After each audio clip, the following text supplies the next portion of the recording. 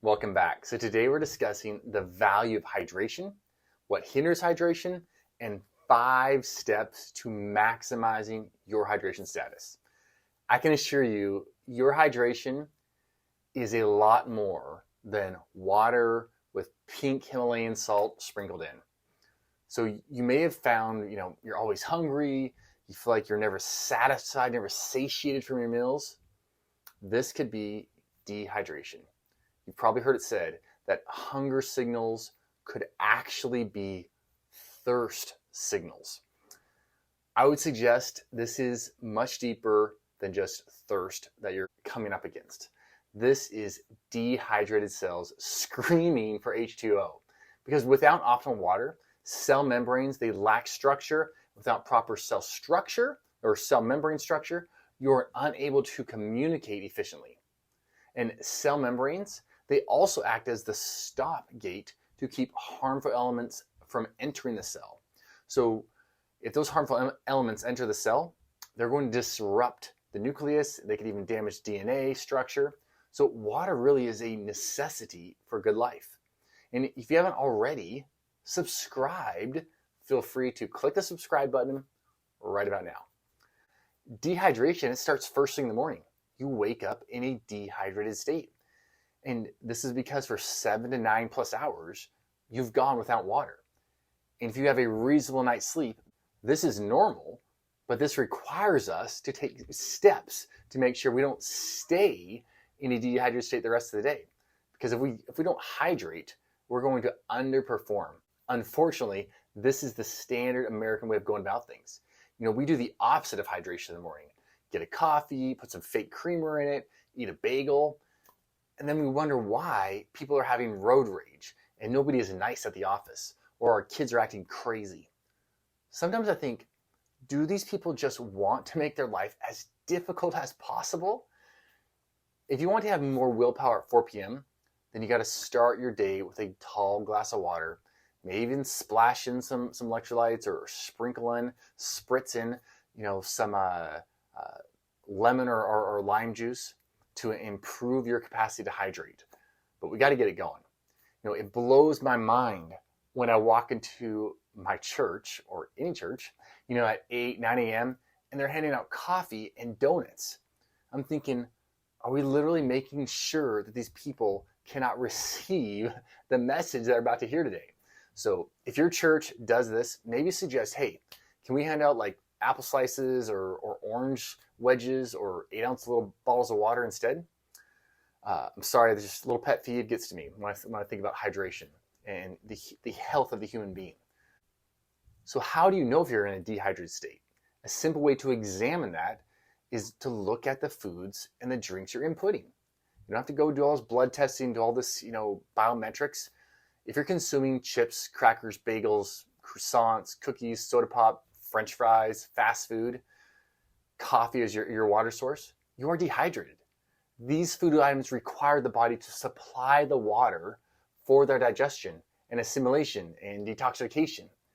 Whereas if you're consuming fruit, meat, vegetables, nuts, seeds, oatmeal, eggs, beans, 90% of the time, you are likely to be hydrated because with each food you intake, you are supplying the bulk of the water needed to digest that food.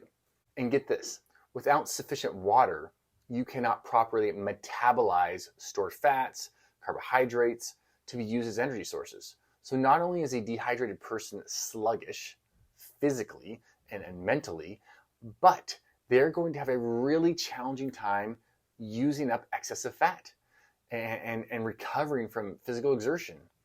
In fact, get this, when muscle cells are dehydrated, they actually break down more protein more quickly when you exert them. And they build up muscle more slowly. So you could be, getting in a great workout consistently and getting, half the results you should be getting from that workout and feel sore longer. And consider also, if you are prone to overeat, those who consume roughly 16 ounces of water before a meal consume 22% less calories at the meal. All right, hopefully now you really want to get hydrated. Unfortunately, you can't just drink, like I mentioned out of the gate, the latest electrolyte drink, sprinkle some Himalayan sea salt in your water, and boom, magically hydrated. If you suffer from chronic dehydration, one, it's going to take time for your blood volume as well as just the balance of intracellular and extracellular water to re-equilibrate, into a hydrated state. But I've got 5 things I think are going to help you. First, we got to drink a glass of water first thing before anything else in the morning. Before we put anything else in our mouth, water's got to come in. Number 2, we got to substitute in hydrating foods like cucumbers, fruit, zucchini, celery, in place of those packaged, colorful, but fake pseudo foods. Number 3, utilize amino acids in your water. This is so overlooked. Amino acids can significantly enhance the absorption and retention of fluids, even more so than electrolyte mixes. So when I say a retention of fluids, I'm not talking about swollen ankles, cankles, all this edema feel. I'm talking about increasing intracellular, within your cell, hydration. And I've found this especially helpful for patients doing sauna therapy, for just super heavy sweaters, for pregnant women. So check out putting, just some essential amino acids in a glass of water, down on that as part of your routine. Number 4, if your life routine doesn't supply sufficient zinc, or you are just, under lots of heavy stress and just feeling the tension on your being, consider adding in, 15 milligrams of supplemental zinc to your routine to support water and electrolyte absorption.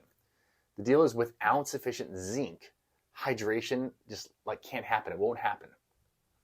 All right, number 5, we got to drink water throughout the day. Rather than just guzzling, 36 ounces of water twice a day. Aim to get in, that water. It could be still 36 ounces in the morning, 36 ounces, afternoon, evening, but get it in, over an extended time frame. In doing this, you'll be much less likely to find yourself in the restroom, having to race there because your bladder is just so full. And you're less likely to just wash out nourishment from your tissues by guzzling water. All right, so do those 5 things, or consider them, and recognize it is not the amount of water you drink, but it's the amount of water you keep that matters. This is why engaging in multiple avenues of hydration is important, rather than, like I said, just pounding a bunch of Himalayan salt and guzzling a bunch of water. Doing that, you're probably just going to end up with edema and fluid retention. And that fluid retention is not retained inside the cells. You'll see that in the extracellular space, which means you're just going to feel heavy. All right, I'm Dr. Matt. Hope it was helpful.